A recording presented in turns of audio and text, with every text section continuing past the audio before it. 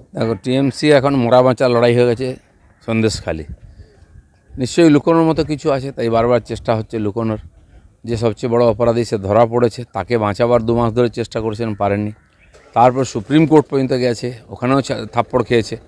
যে অপরাধ ওরা করেছে, আর এই ধরনের নেতাদের দিয়ে পার্টি চলছে, তারা যদি এক একটা ধরা পড়ে চলে যায় তাহলে পার্টিটাই উঠে যাবে। সেই জন্য টিএমসি এখন মরা বাঁচা লড়াই হয়ে গেছে সন্দেশখালি এবং শাহজাহানকে বাঁচানো। সেই জন্য সাধারণ মানুষের চোখের আড়ালে রাখতে হবে ওখানে যা ঘটছে। কিন্তু মিডিয়ার মাধ্যমে ইত্যাদি লোক তো জেনেই গেছে, সারা দেশ জেনে গেছে, প্রধানমন্ত্রী চলে এসেছেন। এভাবে কি আর কতদিন আটকে রাখবে? অনেকদিন ধরে উনি এরকম বলছেন, কিন্তু লেগেও আছেন। 2বার 3বার তো এমএলএ হলেন, আর এখন এটা ঠিক হতেও এবার ওনার কাছে অন্য কোনো কাজ নেই, তাই এটা নিয়ে পড়ে আছেন। অনেকেই এরকম বলছেন, ছাড়লে ছেড়ে দিন, কারণ লোক তো ওনাকে লোকের জন্য কী করেছেন উনি কতবার যান ওখানে। তো সেই জন্য এটা ঠিকই যে পার্টি ওনাকে ধরে রেখেছে, পার্টির স্বার্থে উনি আছেন।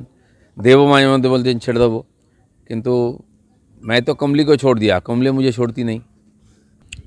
কেন্দ্র তার কর্মচারীদেরকে যা দেওয়া উচিত সুবিধা দিচ্ছে প্রতিনিয়ত, তাই নয় শুধু সাধারণ মানুষ তারাও যাতে উপকৃত হন, তাদের বিভিন্ন প্রকল্পের মাধ্যমে সুবিধা দিচ্ছেন। আর পশ্চিমবাংলায় খালি প্রতিশ্রুতি দেওয়া হয়, ঘোষণা হয়ে যায়, ডিএ কবে পাবে কেউ জানে না। তো যেহেতু কম্পিটিশান করতে হবে, দেখাতেও, তাই বলা হচ্ছে ভাঁড়ে মা ভবানী।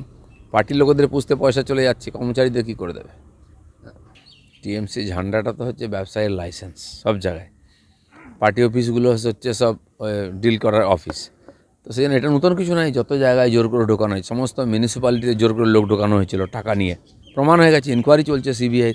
এই যে ব্যাপক দুর্নীতি আর লুটপাট চলছে সমস্ত ক্ষেত্রে, এটা ছড়িয়ে পড়েছে, সবাই জানে, মানুষ জানে, কিন্তু মানুষ বলবে কোথায়? বললে তো সন্দেশখালি হয়ে যাবে। এই যে দুয়ারে সরকার করা হচ্ছে এ ধরনের সমস্যা সমাধানের জন্য, তাহলে এত টাকা খরচা করে কর্মচারীদের অফিস থেকে তুলে নিয়ে এসে দুয়ারে সরকারের নাটক করার কী দরকার আছে? মানুষ যদি জাস্টিস না পায়, মানুষের সমস্যার সমাধান না হয়, এটা তো ওখানে সমাধান করার কথা ছিল, কেন হচ্ছে না? নিশ্চয়ই পার্টির লোক তার মধ্যে ইনভলভড আছে, জমি দখল করে রেখেছে, তাই ছাড়াবার নেই। কোথায় কে সভাপতি কেউ চেনে না, এইসব বলে একটু নামটা জানছিল ওকে। এরকম অনেক তোলাবাজ নেতা আছে, ইলেকশন আসুক বোঝা যাবে কে কোথায় আছে। এসব ধমকি চমকি অনেক দিন শুনেছি আমরা, তারপরে বাংলার মানুষ আমাদের জিতিয়েছে।